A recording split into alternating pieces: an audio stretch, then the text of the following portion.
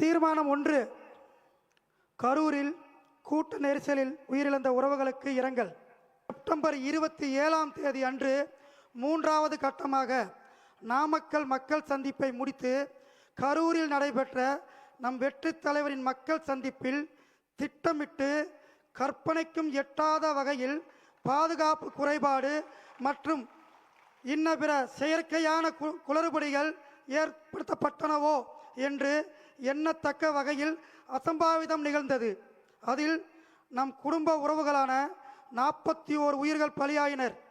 தமிழக அரசியல் வரலாற்று மாற்றத்தை விரும்பும் மக்கள் அரசியலை மையமாக கொண்ட நம் லட்சிய பயணத்தில் பங்கெடுத்து கொள்ள வந்து உயிர் நீத்த நம் சொந்தங்களான அந்த தியாகிகளுக்கு தமிழக வெற்றி கழகம் சார்பில் ஆழ்ந்த இரங்கலை இந்த பொதுக்குழு தெரிவித்துக் கொள்கிறது.